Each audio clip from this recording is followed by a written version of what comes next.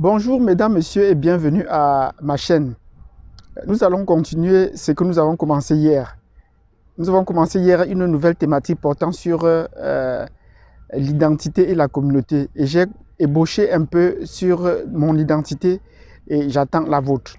Et nous allons continuer aujourd'hui en parlant de ma communauté. Même si hier j'ai parlé de ma communauté d'origine en Afrique et au Cameroun, aujourd'hui je vais parler de ma communauté au Canada.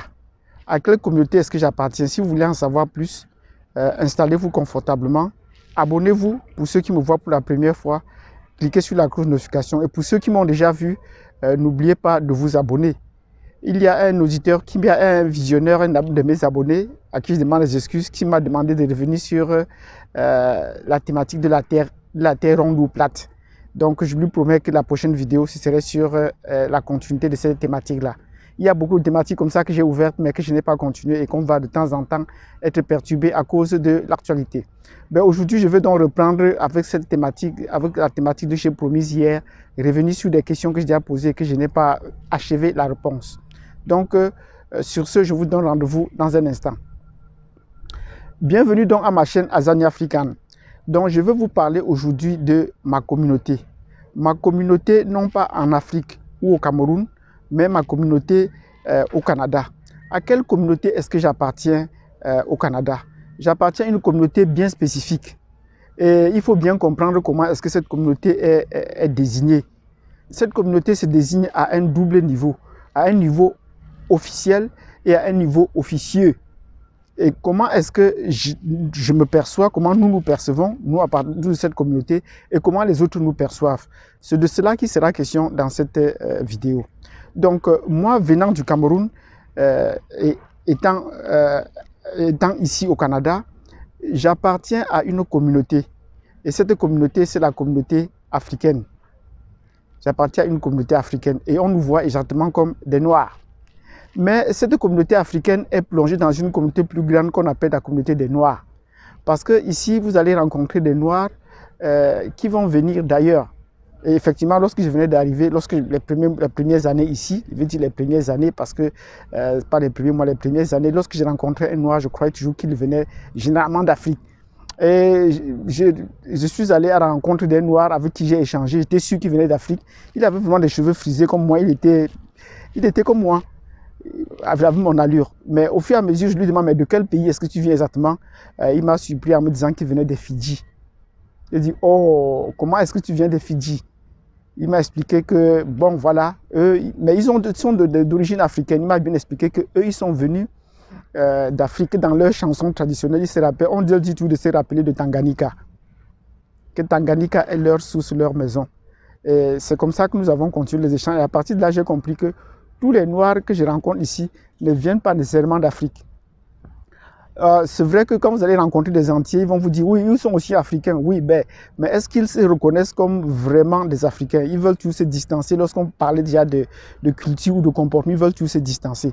Donc, j'appartiens à la communauté africaine et à la communauté noire en général. Bon, comment est-ce qu'on désigne cette communauté de façon officielle? Officiellement, on désigne cette communauté, je veux dire le gouvernement canadien définit cette communauté comme une minorité visible. Donc, si vous avez à remplir des documents, vous voyez quelqu'un et qu'on vous pose, reconnaissez-vous comme appartenant à la communauté autochtone ou à la communauté visible, à la minorité visible? Vous savez que la minorité visible, c'est pour désigner les Noirs, c'est pour désigner la communauté africaine, c'est pour désigner les Noirs, les Blacks. Donc, j'appartiens à cette communauté des Blacks.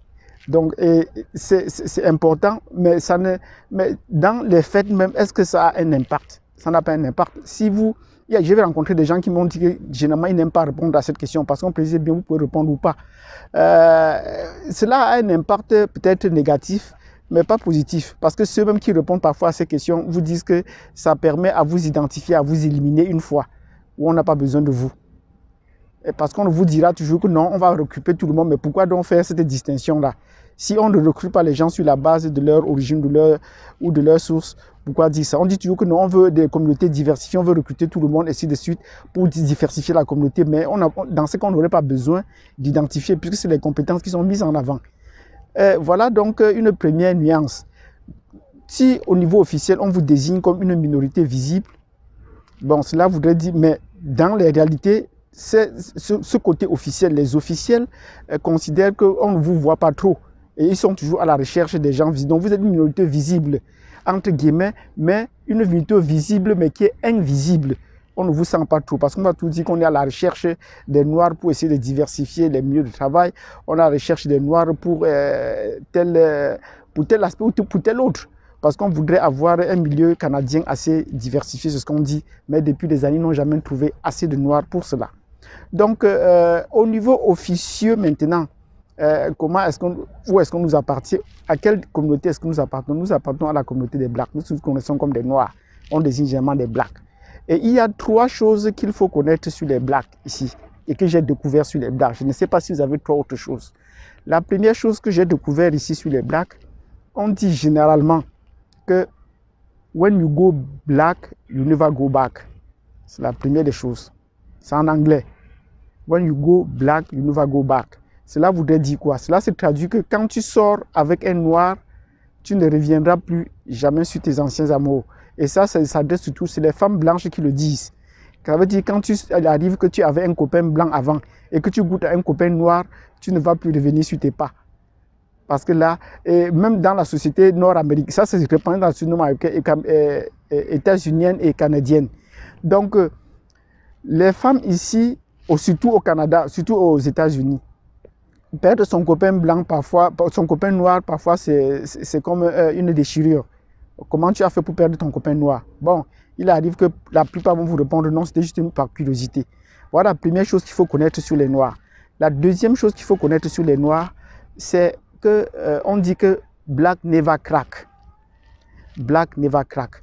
Cela voudrait dire quoi? Cela voudrait dire que le noir n'est jamais brisé, pour traduire littéralement. Mais cela veut dire que les noirs sont résilients, ils sont résistants, ils savent supporter, ils savent tenir le coup. Par exemple, lorsqu'un noir se fait recruter, il ne discute pas trop son salaire. On lui dit qu'on va te payer 15 $ de l'heure, il accepte. Alors qu'on attendait parfois qu'il négocie qu'on mette à 16. Et quand il se met à travailler, il travaille 1 an, 2 ans, il ne demande jamais l'augmentation de salaire parce qu'il a peur de perdre son boulot et reste là, il est besoin. Il ne réclame jamais les conditions de travail. Or, tous ceux des autres qui sont arrivés avant lui sont déjà partis, soit parce qu'ils ont trouvé mieux ailleurs, soit parce qu'ils réclament des meilleures conditions de vie, soit ils veulent qu'on améliore régulièrement. Mais le noir est là, il est résilient.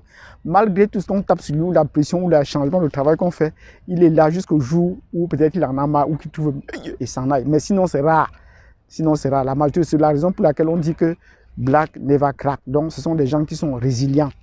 Donc, émotionnellement, ils sont assez... Ils ne stressent pas beaucoup. Voilà aussi un autre aspect de cette explication. Ils ne stressent pas beaucoup. Et enfin, il y a une troisième chose qui est très importante, sur laquelle je vais particulièrement insister et qu'il est important de savoir. Ce qu'on dit que black is always guilty. Black is always guilty. Cela voudrait dire quoi? Cela voudrait dire que le noir est toujours coupable. Le noir est toujours coupable. Pourquoi est-ce qu'on le dit? On le dit parce que chaque fois que vous avez une altercation avec la police, en fait, avec quelqu'un, un autre membre de la communauté, la première des choses qu'on fait, c'est de coffrer le noir. On le met d'abord en garde à vue, on le met en prison. C'est d'abord la chose, parce qu'on sait qu'il est toujours coupable, il est toujours fautif. La faute lui revient. Vous faites un accident, même si l'assurance arrive, l'assurance estime que vous êtes assuré, ben on va vous dire, bon, vous allez payer tel dégât. Alors que l'autre ne va rien payer, on estime toujours que c'est vous qui êtes en faute. Vous ne savez pas bien conduire, vous ne savez pas bien. Vous avez tous les préjugés négatifs et favorables. Un coup de vol, c'est toujours vous qu'on va d'abord indexer. Et par conséquent, il faudrait être prudent. Éviter d'avoir affaire à ces altercations-là. Pourquoi est-ce que cela a perdu dans la communauté? C'est la raison pour laquelle je vais insister. Ces préjugés-là perdus dans la communauté. Si les deux premiers sont parfois un peu gérables et qui sont parfois un peu positifs, le dernier est plus grave. Parce que ce dernier, sur lequel on dit que le noir est toujours coupable, c'est ça qui entraîne le fait qu'on peut abattre un noir aux États-Unis sans problème. Bon, dans la communauté canadienne, on n'est pas à ce niveau-là, mais il y a un racisme qui est aussi pernicieux. Ça a trait à un racisme. Il y a un racisme qui est aussi pernicieux, mais qui n'est pas violent, mais qui s'exprime à travers des gestes ou des comportements qui fait qu'on peut facilement les éliminer dans une compétition face à une autre communauté. Bon, d'autant plus qu'ils sont sous-représentés dans les niveaux des cadres ou des ressources humaines qui peuvent faire des sélections. Donc, ils n'arrivent qu'au bas de la société, au bas de l'échelle de la classe sociale. Donc, c'est tous eux qui vont à la recherche du travail et ils ne trouveront jamais en face d'eux peut-être un cadre qui peut comprendre leur situation et peut-être comprendre leurs compétences. On va tout estimer que non, si on les prend, c'est pour diversifier. Si on les prend, bon, c'est juste aussi parce qu'ils sont vraiment compétents. Et quels sont les domaines où ils sont reconnus comme tels? Et ce sont les travaux physiques. Ce sont les travaux physiques. Moi, j'ai fait de la sécurité ici. Et j'ai rencontré une femme française qui me disait: ah, tu fais la sécurité? Oui, c'est comme en France, tous les Africains sont dans la sécurité. Et effectivement, j'ai dit: ouais, ok, même ici, on respecte les Noirs dans la sécurité. Les travaux, comme les travaux de construction, oui, on a besoin d'eux dans les travaux de construction parce qu'on sait que ce sont des gens qui bossent. Ils ont ces préjugés favorables des travaux manuels en général. Je n'ai pris que ces deux cas de la sécurité et du travail. Ils ont ces préjugés favorables. Et on ne doit pas s'attarder sur ces préjugés favorables parce qu'il faudrait qu'on passe à un autre niveau. Même les cadres blacks qui arrivent ici sont obligés de commencer au bas de l'échelle dans les travaux manuels pour pouvoir émerger graduellement dans la société. Or, on ne devait plus être à ce niveau-là. Pourquoi est-ce qu'il n'y a pas un transfert d'héritage aux générations, des générations passées vers les générations présentes et puis des générations présentes vers les générations futures? Il n'y en a pas il n'y a pas ce transfert. Donc, chaque génération de Blacks qui arrive ici au Canada doit bâtir son héritage, en se basant sur ses propres ressources, sur ses propres définitions. Et c'est ça qui s'appuie, ils sont assez résilients. Ils voudraient que tout le monde passe par là.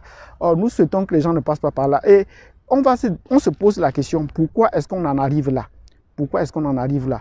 On va vous expliquer, c'est parce que les Noirs eux-mêmes ne connaissent pas le système dans lequel ils sont.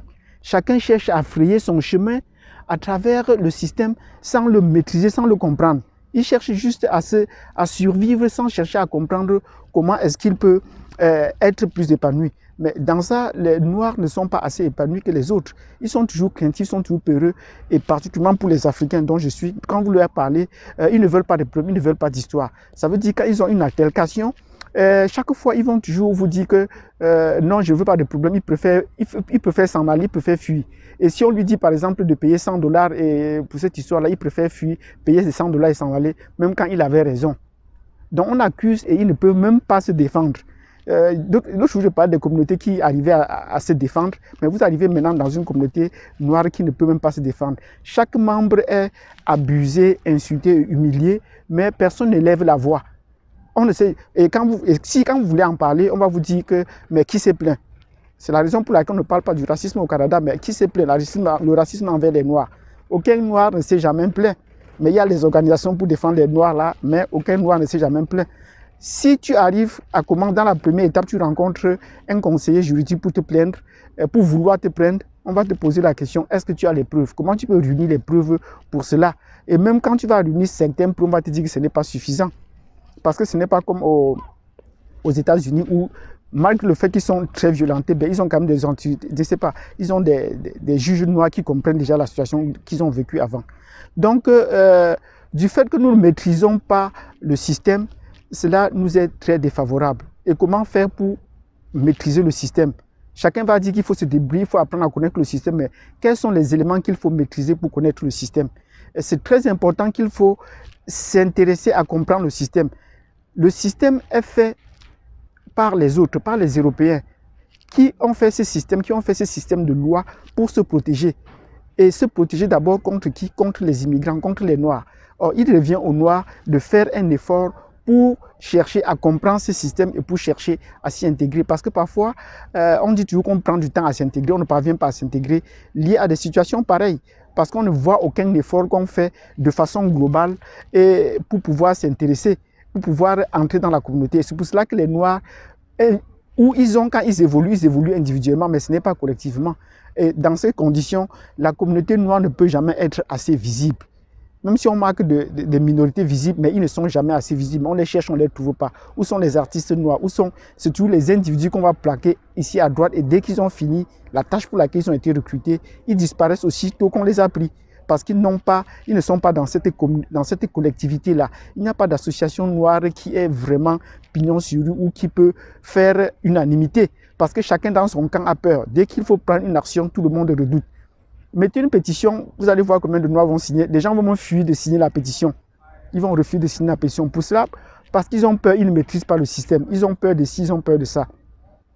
Or, si vous ne voulez pas avoir peur, je pense que vous pouvez me joindre et qu'on va vous dire quelles sont les astuces que nous avons trouvées jusqu'à présent pour pouvoir donner à la communauté noire l'estime dont elle a besoin au niveau individuel et même au niveau collectif pour sortir de cette léthargie, pour sortir de cette timidité, pour sortir de cette peur. Je vous remercie pour tous ceux qui m'ont suivi jusqu'au bout. Si vous avez des questions, vous posez comment est-ce qu'on peut faire pour sortir de cette léthargie-là, pour ne plus avoir peur au niveau individuel, pour ne plus avoir peur au niveau collectif. Dès qu'on dit qu'on va appeler la police, c'est la panique. On a peur, on a peur, on a peur. Je vais vous dire cela pour ceux qui vont poser des questions. Je vais vous donner quelques astuces et on va essayer de partager et vous donner des liens importants. Merci de m'avoir suivi jusqu'au bout. Je vous prie de passer une excellente journée et je vous souhaite une bonne journée et à plus tard.